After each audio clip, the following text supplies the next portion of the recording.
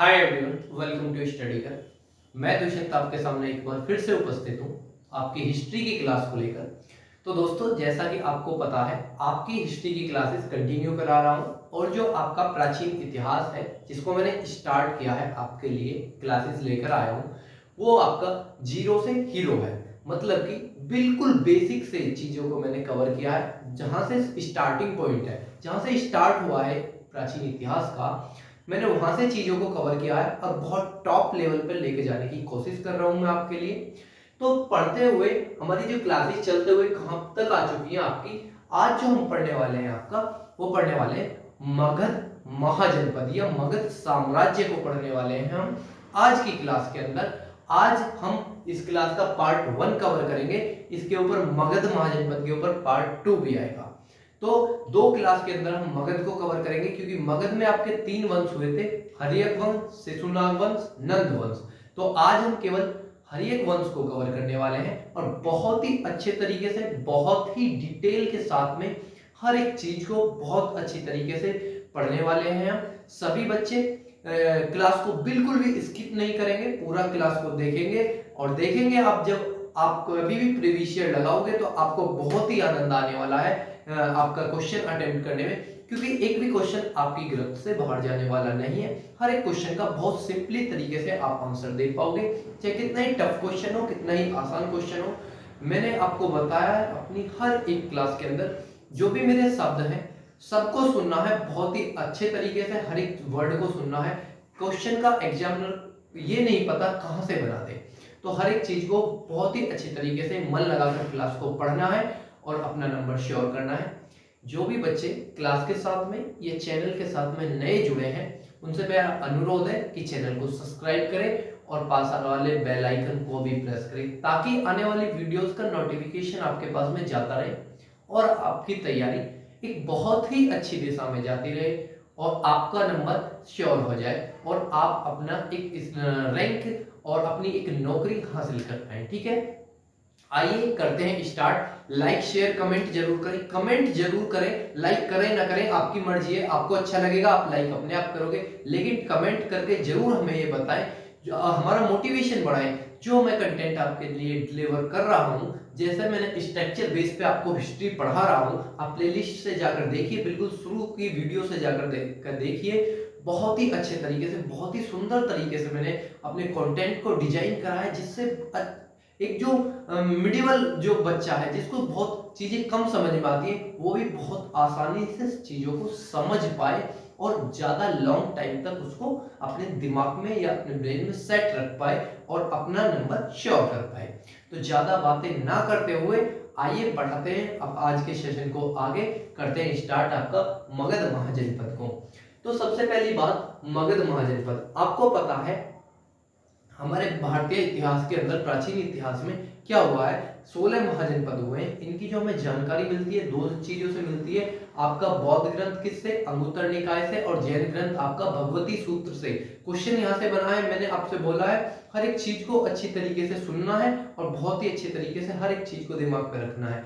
तो आपके 16 महाजनपद का जो स्रोत मिलता है हमें, कहां से मिलता है, बौद्ध ग्रंथ, अंगुत्तर निकाय, जैन ग्रंथ, भगवती सूत्र से हमें 16 महाजनपद का आपका स्रोत मिलता है। लेकिन उनमें जो सबसे शक्तिशाली आपका महाजनपद हुआ है, वो कौन सा हुआ है, मगध महाजनपद हुआ है। तो आप एक चीज बताइएगा, शासन किसका होगा, जिसकी लाठी में दम होगा शासन उसी का होगा। जो सबसे शक्तिशाली महाजनपद आपका मगध हुआ है, तो आगे सारे महाजनपदों को अपने में मिलाता हुआ चला गया कौन, मगध। अपने में इनको अंदर समेटता चला गया, अपने अंडर लेता चला गया और एक बहुत बड़ी ताकत बन गया मगध। अब भारत पर मगध का शासन स्टार्ट हो चुका है। ठीक है, आप महाजनपद के ऊपर मैंने प्रॉपर्ली एक वीडियो बनाया है, आप जाकर के पूरा महाजनपद का पहले वीडियो देखोगे, तब आपको बहुत ही आसानी से ये चीजें समझ में आएंगी, वरना आपको ऐसा लग रहा होगा कि सर क्या पढ़ा रहे हैं। तो आप पहले जाके महाजनपद की वीडियो को जाकर के देखिएगा। ठीक है, आइए। तो मगध में आपके 3 वंश हुए, हर्यक वंश, शिशुनाग वंश, नंद वंश। आपका जो मगध है, मगध को बोला जाता है पितृ अहिंसक, मतलब कि पितृ की हत्या करना, पिता की हत्या करके जिसने राजगद्दी अपनाई है, वो कौन सा वंश रहा है आपका मगध में, हर्यक वंश के अंदर पुत्र ने पिता की हत्या करके अपने राज सिंहासन को हासिल किया था। ठीक है, आइए करते हैं स्टार्ट। हर्यक वंश।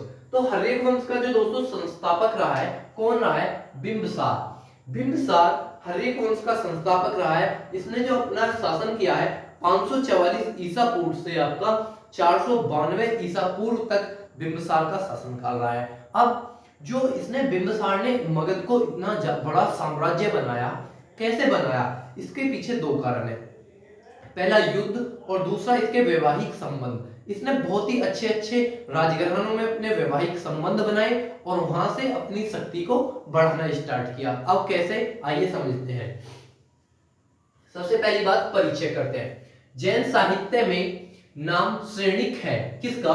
बिंबिसार का जो नाम मिलता है जैन साहित्य में क्या मिलता है? श्रेणिक मिलता है। क्वेश्चन आपके लिए बना है, इंपॉर्टेंट क्वेश्चन है कि जैन साहित्य में बिंबिसार का क्या नाम मिलता है? तो श्रेणिक नाम मिलता है आपका बिंबिसार का जैन साहित्य में। ठीक है, अगला पॉइंट देखेंगे। 15 वर्ष की आयु में मगध नरेश बना। कौन? बिंबिसार मात्र 15 वर्ष की आयु में कहाँ का? मगध का नरेश बना, राजा बना। किसके द्वारा ये चीजें बताई है? महावंश में ये चीजें बताई गई हैं कि 15 वर्ष की आयु में मगध का नरेश बना बिंबिसार, महज 15 वर्ष की आयु में। अब बात करते हैं विवाह से इसने अपनी शक्तियां कैसे कैसे बढ़ाई थी। तो जो पहला विवाह हुआ था, जो प्रथम हुआ था, वो करा था चेटक लिच्छवी शासक की पुत्री चेलना के साथ इन्होंने शादी की थी। किससे? चेटक लिच्छवी शासक की पुत्री चेलना के साथ में इन्होंने अपना विवाह किया था। और ये चेलना वही है जिनसे आगे चल के अजातशत्रु की इनको प्राप्ति होती है। जो आगे आपका हर्यक वंश का जो नेक्स्ट जो राजा होता है वो कौन सा है? अजातशत्रु। अजातशत्रु। अजातशत्रु अगला वाला जो शासक है अजातशत्रु है, वो किसका पुत्र था? चेलना के द्वारा वो पुत्र था। अब बात करते हैं जो बिंबिसार था।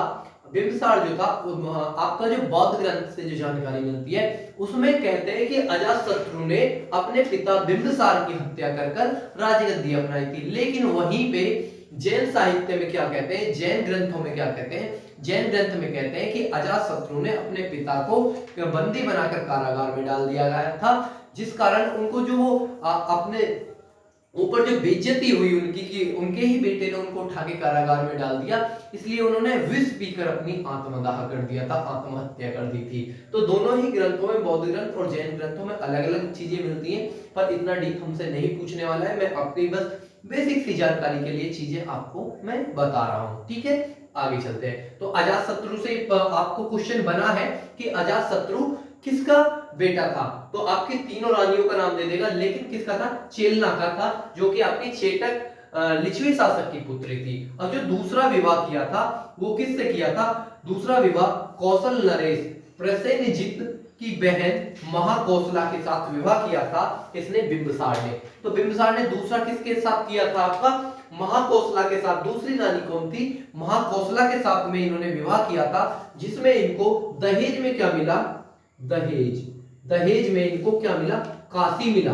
काशी वाराणसी, काशी जो महाजनपद है इनको दहेज में दिया गया था। ठीक है, चीजें समझ में आ रही हैं बहुत अच्छी तरीके से। उम्मीद करता हूं कि आपको हर एक चीज बहुत ही आसानी से आपको समझ में आ रही होगी। अब बात करते हैं तीसरी, जो आपकी दूसरी शादी होगी। अब तीसरी, जो बिंबिसार का तीसरा विवाह हुआ था वो मद्रास देश की राजकुमारी क्षेमा के साथ हुआ था। और ये मद्रास देश कहां पड़ता है? ये मद्रास जो हुआ था ये आपका पंजाब के अंदर हुआ था। कहां? पंजाब के अंदर ये मद्रास देश हुआ था। और उसकी राजकुमारी क्षेमा के साथ में बिंबिसार ने तीसरी शादी की थी। तो इस प्रकार इसने अपनी शक्तियों को बहुत बढ़ा लिया था शादियां कर करके, और ऐसे ही वहां से कुछ चीजें अपने दहेज में ले लेकर इसने अपनी शक्ति को और ज्यादा बढ़ाया था। अब आगे चलते युद्ध पे बात करते हैं कि आखिर बिंबिसार ने युद्ध किससे किया था। तो ब्रह्मदत्त को परास्त कर अंग का विलय किया था। जो अंग महाजनपद हुआ था उसको किसके द्वारा युद्ध करके इसने विलय किया था? ब्रह्मदत्त के साथ में युद्ध करके अंग को इसने अपने अंदर अपने साम्राज्य में विलय कर लिया था, मगध में विलय कर लिया था। किसको? ब्रह्मदत्त को हराकर। तो हर एक चीज को उम्मीद करता हूं को आपको बहुत ही अच्छी तरीके से समझा पा रहा हूं और आपको समझ में भी आ रहा होगा। आपसे बस यही निवेदन है कि लाइक शेयर कमेंट जरूर करें, चैनल को जरूर सब्सक्राइब करें और हम ज्यादा से ज्यादा वीडियो को शेयर करें ताकि हमारा भी मोटिवेशन बढ़ता रहे। आपका शेयर करना, आपका कमेंट करना ही हमारा मोटिवेशन है। आपके द्वारा ही हमारा कुछ हो सकता है और आप ही वो हमारे माध्यम है जो हमको और ज्यादा मोटिवेट कर सकते हैं आपके लिए और बेहतर से बेहतर कंटेंट देख पाए जिसके लिए। ठीक है, आगे देखते हैं। तो अजातशत्रु, अब आपका बिंबिसार को अजातशत्रु ने मार दिया, या जैसे भी आप जैन ग्रंथ के माध्यम से देखेंगे तो जहर पी के उन्होंने अपनी आत्महत्या कर ली। जो भी था वो आपका इतिहासकारों में मतभेद है, जिस तरीके से भी उनकी मृत्यु हुई है ये आपके परीक्षा में नहीं आने वाला है कि किस तरीके से हुई है। ये क्वेश्चन आपसे बना है कि ऐसा कौन सा वंश हुआ था जिसमें पुत्र ने पिता की हत्या करके गद्दी अपनाई थी। तो ठीक है, मगध में हुआ था। अब आगे चलते हैं। अब अजातशत्रु का शासन काल आ जाता है आपका 492 से 460 ईस्वी ईसा पूर्व तक किसने शासन किया था? अजातशत्रु ने शासन किया था। अब आगे चलेंगे, अजातशत्रु से फैक्ट देखेंगे तो ये बिंबिसार का पुत्र था। बहुत सिंपल सी चीज है, आपको पता ही है। इसका अन्य नाम क्या था? कुणिक। ये इंपॉर्टेंट है, आपका काफी बार परीक्षा में पूछा गया है, रेलवे का बहुत फेवरेट क्वेश्चन है। हिस्ट्री के अंदर यहाँ से क्वेश्चन पूछा जाता है। अन्य नाम क्या था? कुणिक। पूछा जाता है कि कुणिक किसका अन्य नाम था या अजातशत्रु का अन्य नाम क्या था? तो कुणिक किसका नाम था? अन्य अजातशत्रु का एक अन्य नाम कुणिक था। ठीक है, आगे चलेंगे। प्रसेनजित की पुत्री वजीरा से विवाह किया था। किससे? वजीरा से विवाह किया था प्रसेनजित की पुत्री, जो कि आपकी सेकंड में जो हुई थी जिसमें काफी दहेज में मिला था। इनकी बहन के साथ में इनके पिता ने विवाह किया था, लेकिन इनकी पुत्री के साथ में किसने विवाह किया? अजातशत्रु ने इनके साथ में विवाह किया था। अब बात करते हैं, अगला पॉइंट देखेंगे, प्रथम बौद्ध संगति का आयोजन। प्रथम बौद्ध संगति का आयोजन जो हुआ था अजातशत्रु के शासनकाल में हुआ था। कितने में हुआ था? वो आपका 483 ईसा पूर्व में हुआ था। और उसकी जो अध्यक्षता की थी वो किसने की थी? महाकश्यप। हर एक चीज मैंने आपको पढ़ाई है, अब मेरे आगे आ गया तो मैं आपको फिर से रिवीजन करा रहा हूं, आपको जिससे ज्यादा समय तक याद रह पाए। हर एक चीज याद रखेंगे बहुत अच्छी तरीके से। प्रथम बौद्ध संगति किसके शासनकाल में हुई? अजातशत्रु के में हुई। कितने में हुई? 483 में हुई। कौन आपके अध्यक्ष रहे थे? तो महाकश्यप के अध्यक्षता में हुई थी। ठीक है, आगे चलेंगे। वैशाली को मगध में मिलाया था। क्वेश्चन ये आपका बना है कि 16 महाजनपद में वैशाली को मगध में किसने मिलाया था? तो किसने मिलाया था? अजातशत्रु ने इसको आपका मगध में मिलाया था, वैशाली को। ठीक है, अब आगे जो चलते हैं, अब उदयन जो है, उदयन अपने पिता की हत्या करके, अजातशत्रु की हत्या करके गजराज सिंहासन पे बैठता है। कितने में? 1460 से 1444 तक जो आपका शासन करता है। कौन करता है? उदयन करता है। आपका 1460 से 1444 ईसा पूर्व तक उदयन का शासनकाल होता है। तो बेसिक सी चीजें, अजातशत्रु का पुत्र है, आपको पता ही है क्योंकि अजातशत्रु का पुत्र उदयन हुआ है। पाटलिपुत्र की स्थापना, पाटलिपुत्र की स्थापना किसने की थी? उदयन ने की थी। ये आपसे क्वेश्चन बना है आपका कि पाटलिपुत्र की स्थापना किसने की थी? तो उदयन ने ही की थी आपकी। अगला पॉइंट देखेंगे, राजधानी को राजगृह से पाटलिपुत्र स्थानांतरित किया था। किसने किया था? आपका उदयन ने। जब पाटलिपुत्र की स्थापना कर दिए थे तब आपका राजधानी जो कि राजगृह थी और एक नाम अलग भी था, क्या? ग्रीवव्रज। ग्रीवव्रज भी आपकी किसकी? मगध की ही राजधानी हुआ करती थी। तो राजगृह से पाटलिपुत्र स्थानांतरित किसने किया था? आपका उदयन ने किया था। ये क्वेश्चन आपसे बना है और रेलवे बहुत ज्यादा इन क्वेश्चनों को पूछता है जीके से। ठीक है, आगे चलेंगे। जैन धर्म का अनुयायी था जो आपका ये उदयन था। किसका अनुयायी था? जैन धर्म को बहुत ज्यादा मानता था, जैन धर्म का अनुयायी था। आगे देखते हैं अगला पॉइंट क्या है। हर्यक वंश का अंतिम राजा उदयन का पुत्र नागदशक हुआ था। जो आपसे ये क्वेश्चन बहुत ज्यादा आपसे पूछा गया है और बहुत ही अच्छा, बहुत ही प्यारा क्वेश्चन है, क्योंकि ये जो क्वेश्चन है उदयन के बाद में किसी को पता नहीं होता कि आखिर हर्यक वंश में आगे कौन शासन कर रहा है। ज्यादातर बच्चे और बच्चे जो पढ़ते हैं या किताबों में, बच्चों की गलती नहीं है, जो किताबों में मिलता है कहां तक मिलता है? केवल उदयन तक मिलता है और बच्चे यहीं तक पढ़ते हैं और काम खत्म। लेकिन रेलवे बहुत ज्यादा ऐसे क्वेश्चनों को पूछता है कि अंतिम शासक कौन था, पहला शासक कौन था, स्थापना किसने की थी। तो आपसे पूछ सकता है कि हर्यक वंश का अंतिम राजा कौन हुआ था? तो नागदशक आपका हर्यक वंश का सबसे अंतिम राजा हुआ था। बहुत ही सुंदर क्वेश्चन है। तो ये आपके इसके बाद में हर एक वंश होता है यहीं पे समाप्त उदयन नाग दशक के बाद में। इसके बाद में किसके वंश आता है? शिशुनाग वंश आता है, जो कि हम पार्ट 2 में कवर करने वाले हैं। केवल और केवल पार्ट 1 में हमारा जो मेन मोटिव था वो क्या था?